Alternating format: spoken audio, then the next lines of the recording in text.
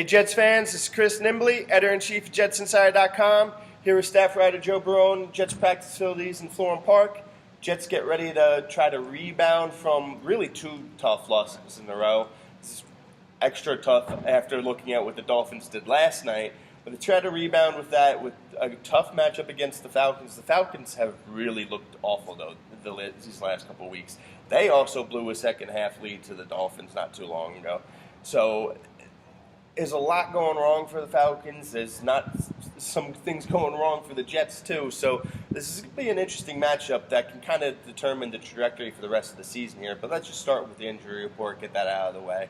It's a pretty light injury report this week. Jordan Leggett, per usual, has been out. He didn't practice, so he's ruled out. Buster Screen, a little bit of concussion protocol. He'll be out. He didn't practice today. Muhammad Wilkerson, he was out today, but he didn't practice today, rather. He's questionable, like the last few weeks. Right. And Brendan Shell is out. He didn't practice. Yeah, so Brent Quale will start again. He played pretty good last week. Mo is probably going to play. You're going to see him on the injury list pretty much every week, I think, for the rest of the season. And they'll just hold him out of practice at this point. And if he plays like last week, then who cares? Right. Let him go ahead and do that. Last week he had a big week. It was his best game in 2 years since he broke his leg. So if they can get that type of performance from him, then all the noise around him will stop. It'll go away. But we'll have to wait and see. So expect to see him on the injury report throughout the rest of the season. But let's get into this matchup here because it's beginning of the season. Everyone's looking at that schedule, and whether you were team tank or anti-tank, or thought the Jets were going to be 0-16 or be better than people thought, you had to look at this Atlanta game and be like, yeah, that's an L. That's an L. That's a W for Atlanta. But these last couple of weeks, Atlanta has looked kind of lost. Is it just Kyle Shanahan being gone and Steve Sarkisian going in there? Because the offense looks out of sync. It's something off with Matt Ryan. Is it just Julio Jones being banged up? There's a lot going on here. I tend to lean into the Kyle Shanahan.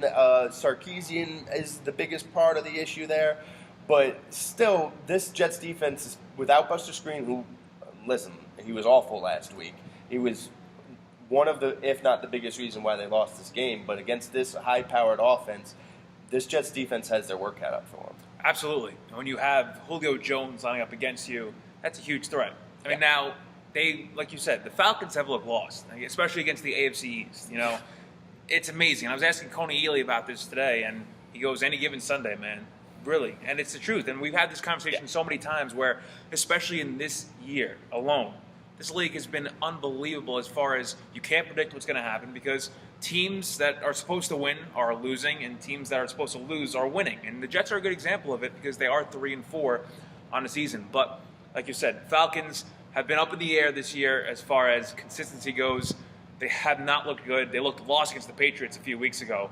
And I don't know. It's just tough to say because definitely the Jets defense has their work cut out. They can't, if they get a 14-point lead, you can't lose it. It's that simple. Keep your foot on the gas pedal and move forward. Yeah, one of the things with the Falcons offense, they haven't been running the ball quite as well, as efficiently and just dominating like they did last year. Everyone talks about the passing game. Matt Ryan won the MVP last year for good reason. But that running game was really what drove the offense. They're not dominating in the run game quite the same way. On the other side of the ball, though, we talked about this, we've heard about this. The one common theme whenever you ask a Jets offensive player or a coach about the Falcons defense, they're fast. That's what everyone says, they're fast. And you watch the tape and you can't deny it. They are fast. But they're still not. At the end of the season, last year, they seemed to really be coming together. Throughout the playoffs, it was like a flip switch with them, and they seemed to be taking that next step. They added some more speed, but it's still not the same. Maybe that's a result of the offense, but we've seen this Jets offense struggle against teams that they shouldn't have struggled with. How do you think they match up against this defense? Oh, the Falcons' defense has never really been some of the best, and the secondary really isn't the greatest, and that's what I think McCown and co. need to really focus on the most. And we saw that against the Patriots secondary. We saw this against Miami secondary. McCown actually played pretty well, aside from a couple throws, that last interception, for example.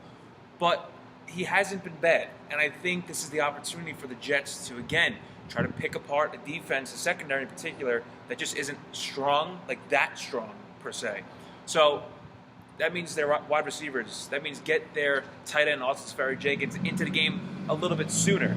Because last game against Miami, Sferry-Jenkins didn't have an impact until a little bit later on, that touchdown catch. So I want to see him have larger impact in this game against the Falcons, and then maybe see if you could establish a run game again, because we didn't hear any injuries about the running back. So it'll be Forte, it'll be McGuire, it'll be Powell, those three running backs, and let's see what they can do against them.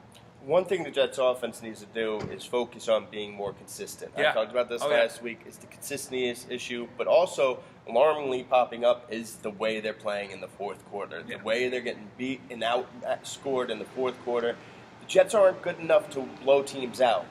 If you're not good enough to blow teams out, that means the game's going to be close in the fourth quarter. If you're getting outscored by huge amounts in the fourth quarter, that means you're going to lose games. So that whatever the reason is, the McCown interception, some defensive hiccups here and there, whatever the reason is, they need to get that fixed. So let's just get into it. What do you think is going to happen? Do they come back? Are they back in 500? Are they saving their season? Or are we going the opposite way and back into venturing into tank land? What's going to happen here? First of all, I want to say that the whole fourth quarter thing, that has to be the growing pains of a young team. Yes, absolutely. The young team obviously hasn't had this experience before, so when you're in a game towards the very end against a good opponent like the Patriots, for example, or not the Dolphins, I'm still shocked about that. But when you're in a game that late, you need to find that finishing punch, and they haven't had that yet. About my prediction, I don't know. I might just walk away because I have no idea what to really think. But you know what? I mean, you have to just trust the Falcons for being a good organization, especially the last few years. It'll be close. I think the offenses will come to play. I think it'll be 27-24 Falcons. But again, I wouldn't be shocked if the Jets are 4-4 after Sunday. Listen, we were joking about this earlier. I felt like we should just start the video. I should announce this and then just throw my hands up and walk away because, like you were talking about earlier, we were talking about this again. Any given Sunday, we've all heard that. Right. That's the way it is. That's the way it's always true. been. Yeah. But normally, you can see any given Sunday. You watch the game, you might be surprised by the result, but you can look and see and explain why that happened. This and this happened, and this makes sense. And like now, I watch half these games, and you're just like, this doesn't make sense. This doesn't match up with how they play the week before. This and that. None of it really makes sense. And so, again, I'm torn because I can't. On one hand, I'm sitting here thinking the Falcons can't possibly lose all 4 games to the AFC East. And, of course, it would make sense that they would beat the Jets. But it makes sense that they would beat the Jets as that one of the 4 teams. But also, the NFL is so super weird. Maybe they will lose all 4. Maybe they'll lose all 4 for the NFC East, and then they'll go and they'll run the table and win the rest of the games this season. The NFL doesn't make sense. It's that simple, but I'm going to go ahead and pick the Falcons 24-17. I just think they're too good to lose the AFC completely and to beat the Jets. I expect them to beat the Jets. They're a better team than the Jets, no matter how much they're struggling. Right, yeah. I expect them to pull the game off. So we'll see what happens, and we'll come back next week and do pretty much the same wild guess, trying to figure it out. So for Joe Barone, this is Chris Nimbley at JetsInsider.com. Be sure to check out JetsInsider.com for all the latest breaking news on all things Jets.